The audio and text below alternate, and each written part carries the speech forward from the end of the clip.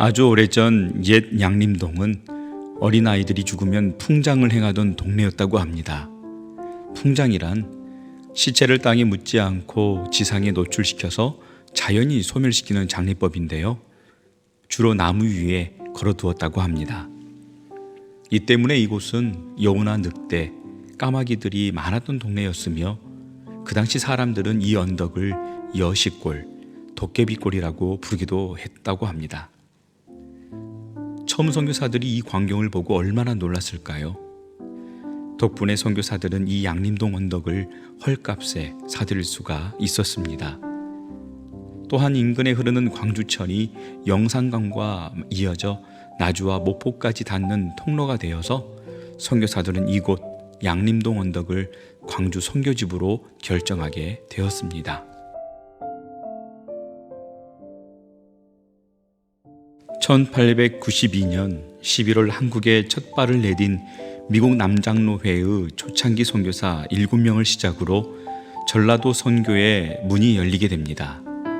미국 남장로회 선교부는 전주, 군산의 선교지부를 건설하고 나주 선교지부를 설립하기 위해 책임자로 유진벨 선교사를 나주에 파송했습니다. 하지만 유림의 본산인 나주 향교를 중심으로 선교사 철수를 요구하는 시위가 끊이지 않자 유진벨은 철수할 수밖에 없었고, 목포의 개항 소식을 접한 유진벨은 포기하지 않고 목포의 선교지부를 개설하게 됩니다. 목포 선교지부가 안정을 찾아가면서 미국 남장로회 선교사들은 광주 인근 지역으로 선교 활동을 확대해 나갔습니다. 1904년 12월 유진벨과 오웬이 광주 양림동으로 이사를 와서 정착하면서 광주 선교지부가 본격적으로 시작이 되었습니다.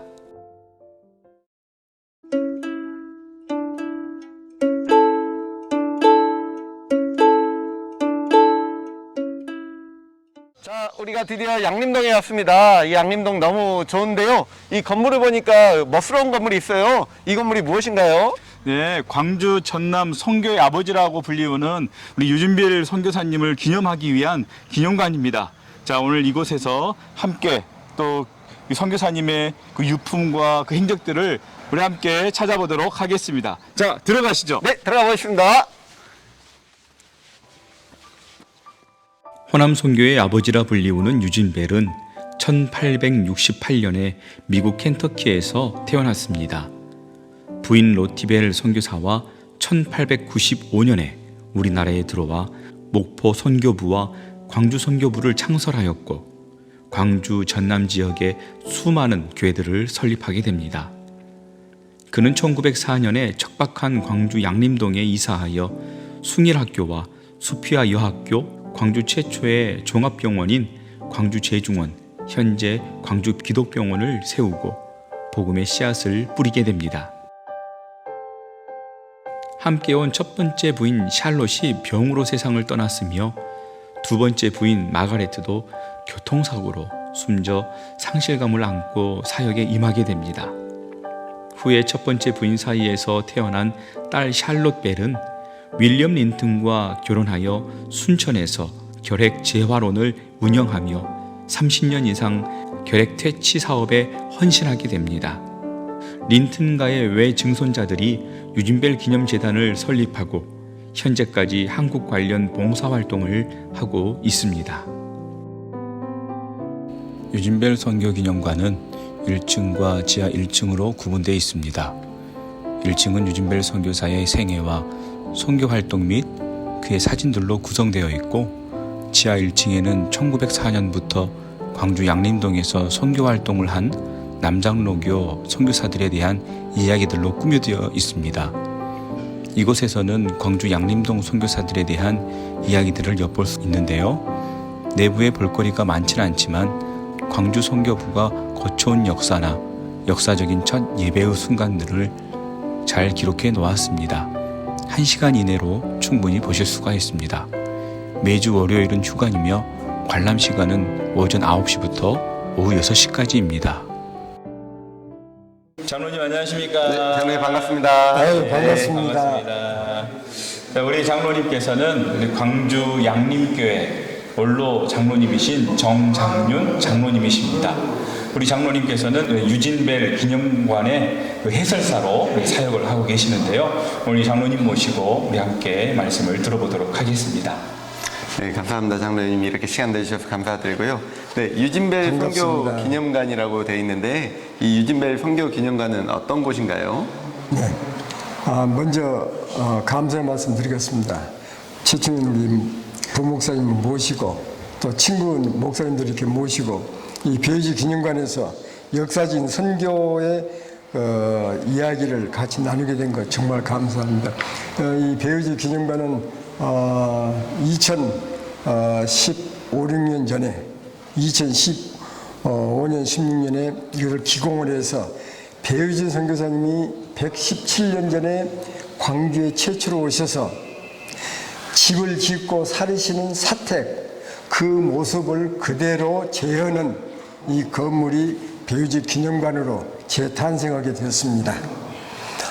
제일 처음에 여기 보시는 바와 같이 이것이 배우지 선교사님이 목포에서 광주로 오셔가지고 1904년 12월 19일까지 이 건물을 다 짓고 네. 20일에 여기 이제 입주를 하셔서 네. 1925년 12월 25일 그 성탄 축하 겸 이제 이렇게 축하 첫 예배를 드리게 됩니다. 네. 그래서 여기 행정구역이 광산군, 효천면, 양림리였기 때문에 대한예수교 장로 사기의 기록은 광주에 1904년 12월 25일 양림리 교회가 최초로 설립된 것이 광주 교회의 시작이다. 이렇게 기록을 하고 있습니다. 감사합니다. 네, 그럼 유진벨 선교사님에 대해서도 좀 알려주실 수 있을까요? 예. 우리 유진별 선교사님은 너무 훌륭하셔서 이 광주 그리고 전남 선교의 아버지라고 이렇게 부르고 있죠. 우리 선교사님은 복음뿐만 아니라 선교 경영의 마인드가 훌륭해서 복음 선교는 물론이러니와 의료 선교, 교육 선교, 사회복지 선교 이런 전반적인 복음 선교를 성공적으로 이끌어내신 아주 훌륭한 선교사님이십니다. 마지막으로 우리 유진벨 선교사님의 가족사에 대해서도 간략하게 설명해 주실 수 있을까요? 네. 미국 켄터키주에 있는 켄터키주에서 가장 큰 루빌 신학대학을 졸업을 하셔가지고 루빌 신학대학교 학장님의 따님이신 로트 월트스분 그 따님과 결혼을 해서 한 11개월 만에 신혼생활도 다 못 보내고 11개월 만에 한국의 선교사로 결심하고 오시게 됩니다. 그게 1895년이 부활절이 이렇게 되겠습니다. 이제 이렇게 가족을 데리고 미 남장로 선교사님들의 선교 구역은 호남 지역이기 때문에 이제 목포로 오시게 됩니다. 전주 선교를 이제 공략하기 위해서 이제 배편으로 해양편으로 목포로 오셔서 나주를 공략하는데 나주의 유생들이 외국인들은 안 돼 하고 배척을 하니까 다시 1897년에 목포로 다시 오셔가지고 목포에다가 목포 선교부를 이제 세우게 되죠. 당시 전주 출장 중에 사랑하는 부인 로티오토스분 사모님께서 아들과 딸을 껴안고 급성 심장 질환으로 돌아가시게 됐죠. 선교 사역을 위해서 두 번째 결혼을 하게 됩니다. 거기 이제 마그리트 벨 두 번째 친구분의 이제 이렇게 마그리트 벨을 미국에서 결혼하시고 우리 한국에 오셔서 이제 광주 선교를 이제 시작하게 됩니다. 마그리트 선교사님 이렇게 전국에 있는 선교사님들이 서울에 오실 적에 이제 광주에서는 이제 광주 선교부도 목포 선교부, 순천 선교부에서도 대표적으로 서울을 이렇게 갔다 마치고 오시다가 수원 병천 철길에서 이제 기차와 충돌해가지고 또 다시 아픔을 겪게 되죠. 세 번째 줄리아 선교사님과 친구의 여동생이니까 줄리아와 이렇게 결혼을 하게 됩니다. 그래서 세 번째 결혼은 가정사로서 개인으로서는 가장 아픈 마음의 상처를 알면서 이 선교 사역을 훌륭히 마치신 선교사님이십니다. 네, 유진벨 선교사님의 가족사를 통해서 또 유진벨 선교사님의 역사까지 함께 같이 볼 수 있었던 그런 시간이었던 것 같습니다. 유진벨의 선교 결과는 가시적인 것만도 목포, 광주를 위시한 전남 지역에 지어진 많은 교회와 학교, 병원들을 통해 확인할 수 있습니다. 목포의 양동교회와 영흥학교, 정명여학교, 목포진료소, 그리고 육지와 도시의 수많은 교회들, 광주에는 북문안교회, 북문박교회, 양림교회, 숭일학교, 수피아여학교, 현재의 광주 기독병원, 일학교가 모두 유진벨 선교사의 지휘 아래 그의 동역자들이 목숨을 바치는 각오와 헌신으로 일궈낸 선교의 열매들입니다. 근데 이 돌이 있네요. 이 돌이 뭔가요, 장로님? 예. 이 비석은 배우지 선교사님의 첫 번째 부인 로티 리오네토 옥토스푼 선교사님의 묘비입니다. 이 묘비는 보시다시피 조금 깨져가지고 보기가 흉물스럽습니다. 그러나 이 비는 지금부터 117년 전에 우리 한국의 모든 사회상을 담고 있는 비요, 선교의 어려움을 담고 있는 비가 바로 이 비입니다. 광주 양림산 일대는 1900년대 초까지만 해도 공동 묘지였는데 1904년 선교사들이 터를 잡으면서 호남 지역 선교의 중심지가 됩니다. 바로 그 자리에 호남신학대학교가 건립되게 되죠. 그래서 호남신학대학교 안에는 호남 지역 안에서 선교 활동을 하다가 숨진 선교사들의 묘역이 마련되어 있습니다. 지금 보시는 묘비는 유진벨 선교사의 첫 번째 부인 로티벨의 묘비입니다. 기념관을 들어서면 여러분들을 처음으로 맞이하게 됩니다. 그래서 미 남양로 선교의 가장 귀한 유적 중에 하나라고 생각이 됩니다. 이 비는 1901년에 이 로티 오토프님이 이제 목포에서 죽으십니다. 가장 건강하고 가장 열정적인 젊은 나이에 32세로서 이제 이렇게 숨을 거두는데 그때 당시 우리 한국의 보건위생을 말하는 겁니다. 그때 당시 우리 한국의 보건위생은 기록하기를 세계에서 아프리카보다 더 많은 영아 사망률을 가지고 있는 것이 우리 한국이라고 그랬습니다. 보건위생이 열악한 우리 한국입니다. 아울러서 이 쪼개진 이 비석은 우리 역사의 아픔을 담고 있는 흔적입니다. 다시 말해서 1950년 우리가 잘 아는 6월 25일 6.25 남침을 이 공산당에 의해서 인민군에 의해서 이렇게 선교사님이 묘비라고 해서 총으로 쏴서 이 묘비를 파괴하려고 해서 그 흔적입니다. 그 후손 4대 후손 임윤환 박사가 이제 양화진에서 보기가 흉한 이 비석을 뽑아서 순천으로 가져가고 서울 양화진에 새로운 묘비와 아울러서 이 양림 선교동산에도 묘비를 새롭게 만들어서 세워놨습니다. 이 상처는 이 비석은 오직 유일하게 이 배우지 기념관에 안치된 유일한 유적입니다. 전시관 안에는 1904년 역사적인 첫 예배 스토리도 읽어볼 수가 있습니다. 이날 예배에 모인 사람은 거의 200명이라고 합니다. 거의 기적에 가까운 숫자가 아닐까 싶은데요. 유진벨 선교사와 오웬 가족의 우려와는 달리 이날 오전 11시가 다가오자 흰옷을 입은 사람들이 양림리 언덕길을 올라 예배당으로 모여들었다고 합니다. 이날 유진벨 선교사는 땅에는 평화, 사람에겐 은총이라는 제목의 첫 설교를 전했다고 합니다.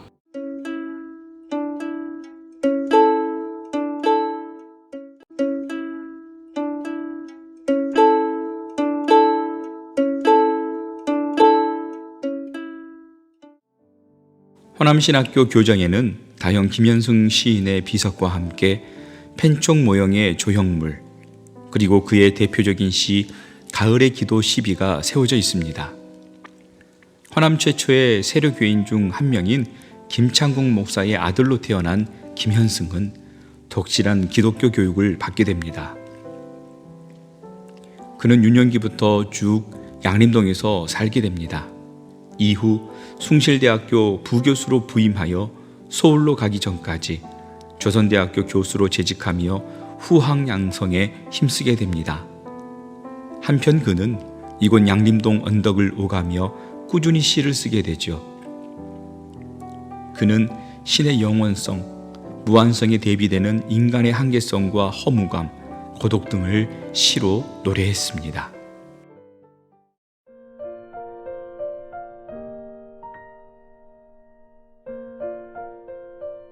가을에는 기도하게 하소서. 낙엽들이 짖는 때를 기다려 내게 주신 겸허한 모국어로 나를 채우소서.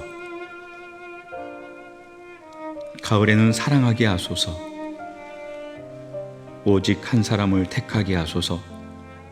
가장 아름다운 열매를 위하여 이 비옥한 시간을 가꾸게 하소서. 가을에는 홀로 있게 하소서. 나의 영혼 굽이치는 바다와 백합의 골짜기를 지나 마른 나뭇가지 위에 다다른 까마귀 같이.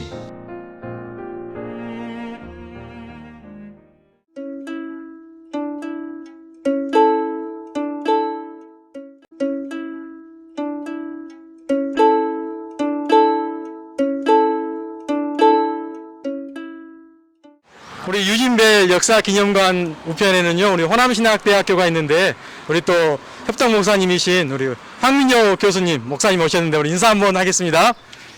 예, 여러분 만나뵙게 돼서 반갑습니다. 저희 호남신학대학교에 오신 것을 환영하고요.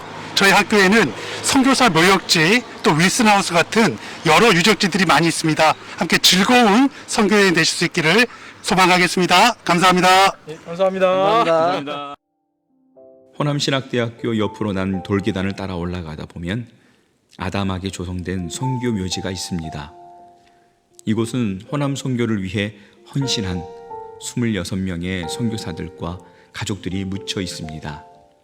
그리고 전국에 있는 다른 지역의 선교사들의 묘비를 그대로 번떠서 가져온 22개의 비석이 함께 있습니다. 그래서 총 48개의 비석이 이곳 선교사 기념공원에 세워져 있지요. 또한 선교사 묘지 뒤치기에는 한국 전쟁 중에 순교한 성도들의 이름이 지역별로 새겨진 기념비가 세워져 있습니다. 장로님, 드디어 저희가 선교동산에 도착했는데요. 이렇게 보니까 참 많은 이렇게 선교사님들의 묘지가 있어서 잘 모르겠는데, 그 중에서 좀 중요한 저희들이 알아야 되는 선교사님들에 대해서 좀 소개 좀 해주시겠습니까? 미 남장로 선교의 기독교 성지라고 하는 광주 선교부 양림동산에 와서 미 남장로 선교사님 집단 묘역에 우리 목사님 서 계십니다. 그러면 여기에는 26구의 선교사님들의 시체를 비롯해서 가족과 친척들의 시신이 묻혀 있는 이 양림 산입니다. 26구.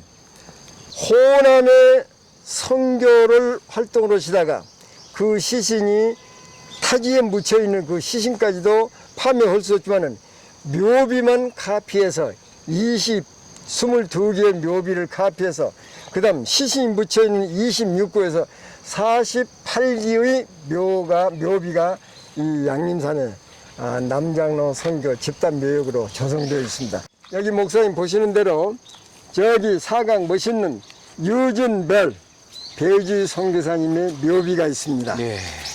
1925년 네. 9월달에 이렇게 돌아가신 배지 선교사님 묘비가 이렇게 있습니다. 그리고 이 앞에는 오원 선교사님 1909년 우리가 잘 아는 대로 버지니아에서 종합대학, 버지니아에서 신학대학 졸업하신 목사님이요 의사이신 오원 선교사님, 이 미 남장로 선교사님 광주 선교부에 최초로 묻혀 있는 시신이 바로 오원 선교사님 묘입니다. 네. 이분은 목포 시민들의 추앙을 받는, 하늘이 낸 의사라는 추앙을 받는 훌륭한 의사요. 네. 광주 선교부로 와서는 13개에서 15개 이상의 교회와 기도처를 형성하면서 선교 활동을 하신 훌륭하신 오원 선교사님. 1867년 7월 미국 버지니아주 블랙월럿에서 출생한 오웬은 버지니아 대학교에서 의학 석사 학위를 받고 1898년 미 남장로회 소속 의료 선교사로 입국해 유진벨과 함께 1898년 목포에 진료소를 개설하게 됩니다. 1904년 광주로 옮겨와 의료 선교에 힘쓰는 한편 복음 전도 사역에 매진하며 강진, 순천, 여수, 구례 등에 이르는 동부 지역의 복음 전파를 위해 힘쓰게 됩니다. 그러던 중 1909년 장흥 지역 순회 전도 중에 과로로 인한 급성 폐렴으로 순직하게 됩니다. 그의 죽음을 계기로 오늘날 애양원이 출발하게 되었습니다. 그 다음에 여기에 있는 이 바울 크레인은 우리 한국 선교사님들의 3대 명문 가문 중에 한 분이 크레인 가문입니다. 네. 그 크레인 가문의 셋째 파울 크레인, 형님은 존 크레인, 당신은 바울 크레인, 또 자기 누나 구자레, 또 구바울, 이렇게 이제 아버지는 장로님. 그래서 우리 한국 선교사님들의 3대 명문 가문 중에 한 분이 크레인 가문입니다.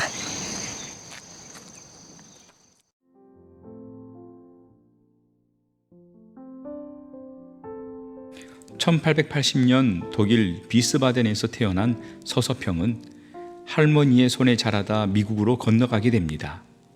1901년 미국의 성마가병원 간호학교를 졸업하고 1912년 광주 기독병원 간호교사로 내한하게 됩니다. 서울의 세브란스 병원, 광주 기독병원, 군산 구암병원에서 사역하며 간호사 양성에 힘쓰는 한편 3.1 만세운동 때 다친 독립투사를 돌보고 서대문 형무소에 수감 중이던 최웅종 목사를 돕게 됩니다. 또한 광주 이일학교, 현재 한일장신대학교를 설립해 전도 부인을 다수 배출하는 등 여성들의 문맹 퇴치와 계몽을 위해 앞장서게 됩니다.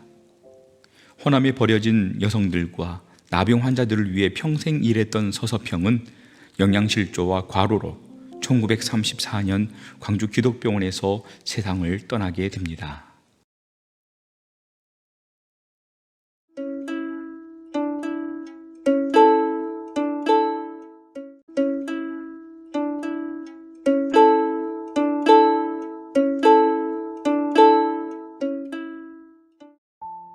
(1880년) 미국 아칸사스주 콜럼버스에서 로버트 윌슨은 태어났습니다. 그는 의사가 되어 1908년에 한국에 왔습니다. 전남 광주의 광주 선교병원, 현재 광주 기독병원을 설립하고 의료 선교를 시작했는데 1909년 포사이드 선교사가 데리고 온 한센병 환자를 치료하면서 한국 한센 선교의 개척자가 되게 됩니다. 윌슨의 한국식 이름은 우윌선으로 병원, 교회에 이어 학교를 세워 글을 읽지 못하는 환자들이 읽고 쓸 수 있도록 가르쳤고 그들의 자녀들에게 정규 교육을 실시하게 됩니다. 이어 스스로 생활할 수 있도록 목공, 미장공, 재화공, 벽돌 제조공, 의료기술 등을 습득할 수 있도록 교육했고 자급자족할 수 있도록 농장을 개간하였습니다.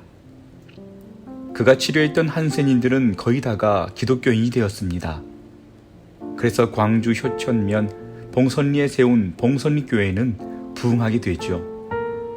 그런데 한센인 성도가 많아지고 부흥하게 되자 일반인들의 핍박이 시작되었습니다. 결국 지금의 여수 율촌면 신풍리에 새 보금자리를 마련하게 됩니다. 그렇게 해서 지어진 교회가 예양원 교회의 시초인 신풍교회입니다. 이 신풍교회에서 우일선 선교사는 교회 이름을 공모하게 되고 결국 사랑으로 돌보는 동산이다 하여 이름을 예양원으로 바꾸게 됩니다. 그러다 1982년에는 다시 지금의 성산교회로 개명하게 됩니다. 우일선 선교사는 1948년 미국으로 영구 귀국했으며 1963년 3월 27일에 하나님의 부르심을 받았습니다. 그의 청춘과 인생의 절반을 한국 근대 역사 가운데 가장 어려웠던 시절 1909년부터 1948년 일본 강점기까지 한국에 머물며 무료 선교와 목회, 한센인 선교를 위해 바쳤습니다. 네, 목사님, 제가 학교 다닐 때 이 건물을 많이 봤는데 이 건물이 굉장히 독특한 건물인 것 같아요. 이 건물을 좀 설명해 주면 좋을 것 같습니다. 네, 이 건물은 우리 우월순 선교사님의 사택이었습니다. 근데 이 건물이 여러분 보시는 것처럼 약간 색깔이 회색빛이 도는데 이 건물의 양식은 그 네덜란드 양식으로 가장 우리 광주 지역에서 오래된 서양식 건물 중에 하나입니다. 아, 가장 오래된 건물이네요. 예.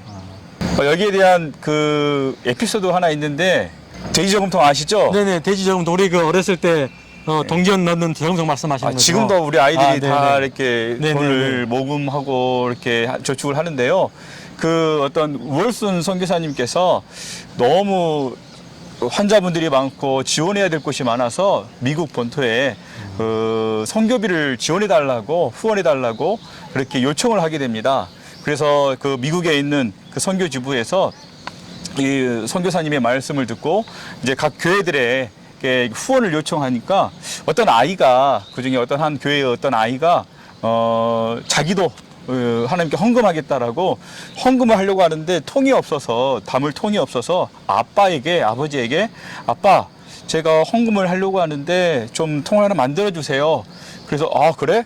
그리고 아빠가 만들어줄게 해서 만들었던 게 바로 돼지 저금통이 되게 됩니다. 그래서 지금까지도 이 돼지 저금통의 유래가 이 우월순 선교사님의 어떤 그 후원, 네, 그 헌금으로 인해서 만들어졌다라는 거 이런 비하인드가 하나 있습니다. 아, 돼지 저금통이 그러면 예사롭지가 않네요. 네. 예, 예. 아, 또 좋은 에피소드 잘 들었습니다. 예.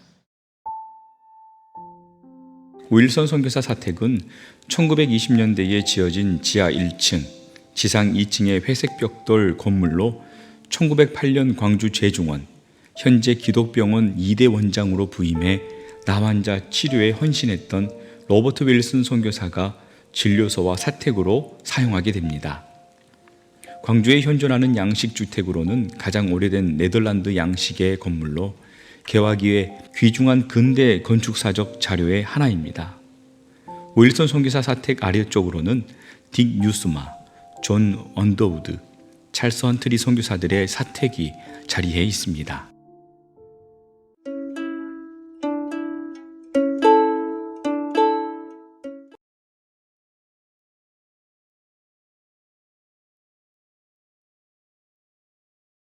네, 목사님, 제가 학교 다닐 때 이 건물을 굉장히 많이 뵙기도 하고 보기도 다시 뵙기도 다시 할게요. 진짜 지금 당이 필요해. 당이 필요해. 자, 아유. 아.